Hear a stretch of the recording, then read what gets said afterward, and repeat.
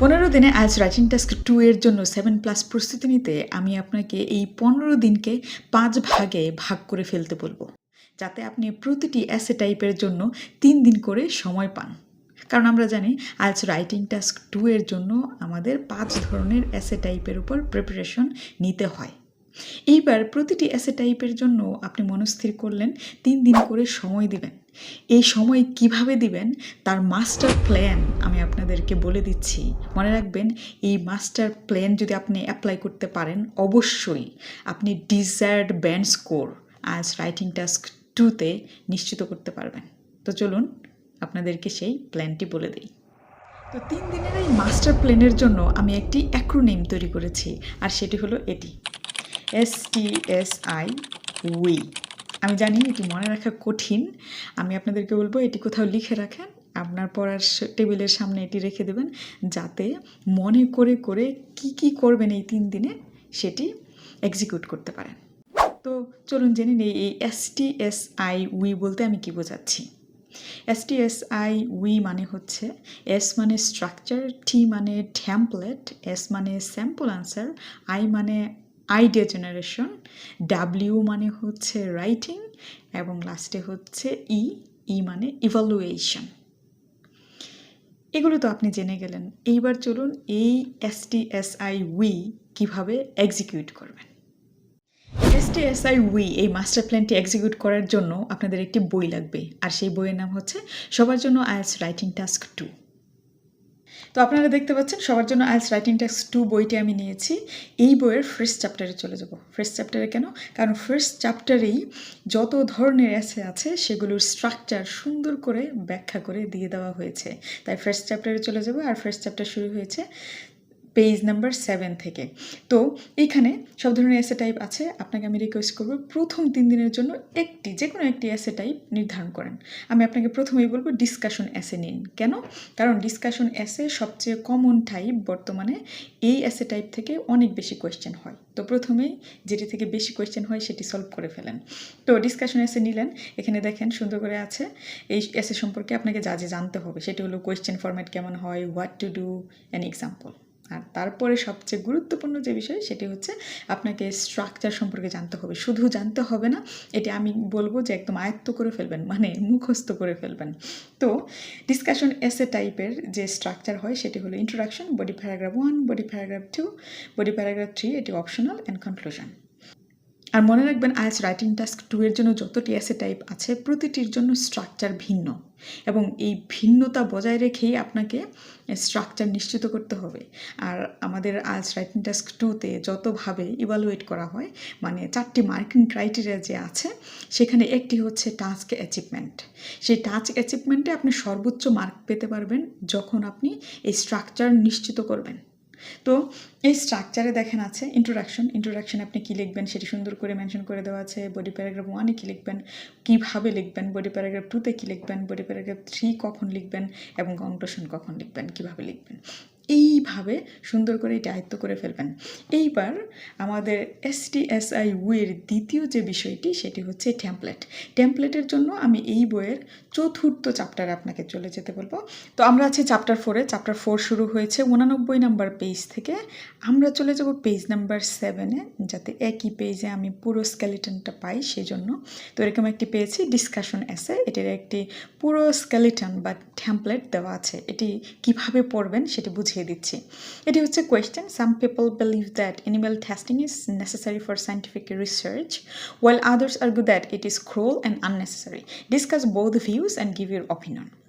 তো চলুন জেনে নিই এই টেমপ্লেটটি কীভাবে কাজে লাগাবেন। প্রথমে আছে ইন্ট্রোডাকশনে কীভাবে প্যারাফ্রেজ করবেন সেটি সুন্দর করে প্যারাফ্রেজ করে দেওয়া আছে।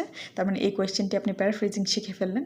এইবার বডি প্যারাগ্রাফ 1-এর জন্য আপনি 3টি পয়েন্টে কথা বলতে পারেন, সেই 3টি পয়েন্ট এখানে সুন্দর করে দেওয়া আছে। তারপরের বিষয়টি হচ্ছে ইন্টারেস্টিং। এই 3টি পয়েন্টের জন্য প্রতিটি সেন্টেন্স বডি প্যারাগ্রাফ 1-এ কীভাবে স্টার্ট করবেন সেই স্কেলেটন বা টেমপ্লেট দেওয়া আছে। যেমন প্রথমটি আপনি শুরু করতে পারেন, supporters argue that animal testing is essential because dash dash dash. পরের অংশটুকু আপনি বসাবেন। পরের সেন্টেন্স শুরু করতে পারেন, it has contributed to significant medical achievement such as dash dash dash আপনি পরের অংশটুকু লিখবেন testing on animals ensures the safety two new treatments for humans dash dash dash এইভাবে আপনি এই 3টে আইডিয়া বডি প্যারাগ্রাফ 1-এর জন্য কিভাবে শুরু করতে পারেন সেই সেন্টেন্সগুলো দিয়ে দেওয়া আছে। এবার বডি প্যারাগ্রাফ 2-এর জন্যও দেখেন 3টে আইডিয়া দিয়ে দেওয়া আছে।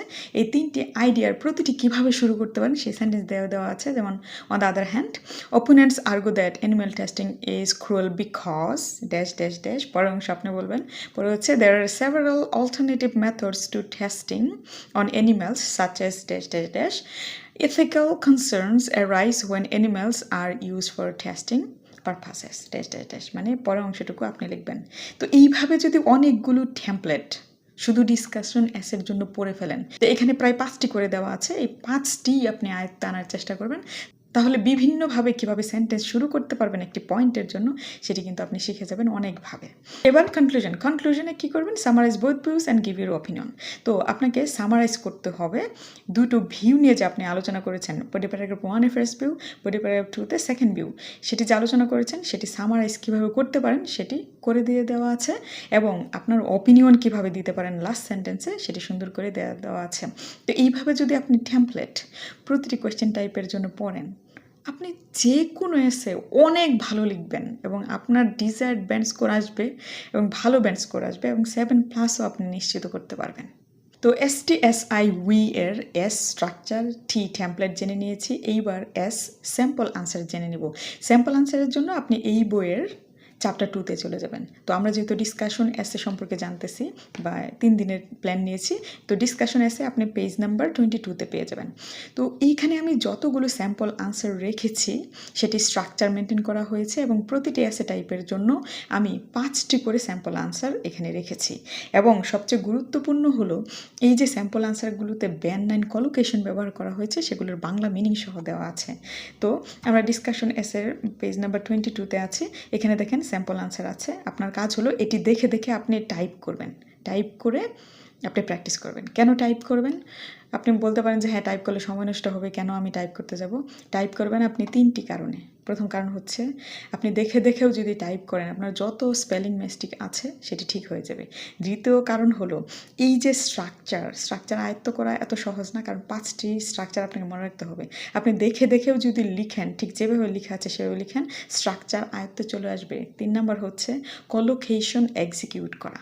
কলোকেশন খুব সহজে আমাদের মনে থাকে না, তাই আপনারা এটি যদি বারবার লিখেন, মানে বারবার টাইপ করেন, তাহলে এটি আপনার ব্রেনে সেট হয়ে যাবে। এই 3টি কারণে অবশ্যই আপনি এই এসেগুলো দেখে দেখে টাইপ করবেন। টাইপ করেন, তারপরে 3 দিন পরে আমাকে অবশ্যই কমেন্ট সেকশনে এসে জানাবেন আপনার কতটুকু উপকার হয়েছে। অ্যান্ড ইটস গ্যারান্টিড আপনি অবশ্যই বেনিফিটেড হবেন, এর মধ্যে কোনো। এবার আমাদের জানার দরকার আইডিয়া জেনারেশন। চ্যাপ্টার 3-তে চলে যাবেন। চ্যাপ্টার 3-তে idea generation mind maps share করা হয়েছে, এবং প্রতিটি এসে টাইপের জন্য আইডিয়া জেনারেশন মাইন্ড ম্যাপ দেওয়া আছে, এবং প্রতিটি টপিকের জন্য 3টি করে idea generation mind map share করা হয়েছে।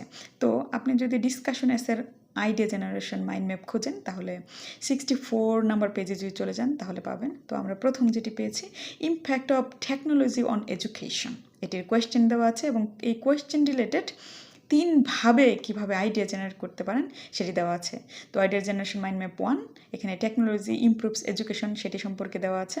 আইডিয়া জেনারেশন মাইন্ড ম্যাপ 2, সেখানে negative impacts of technology on education সেটি দেওয়া আছে। এবং idea generation mind map 3, balanced perspective আপনি কীভাবে লিখতে পারেন সে সম্পর্কে আইডিয়া জেনারেট করে দেওয়া আছে।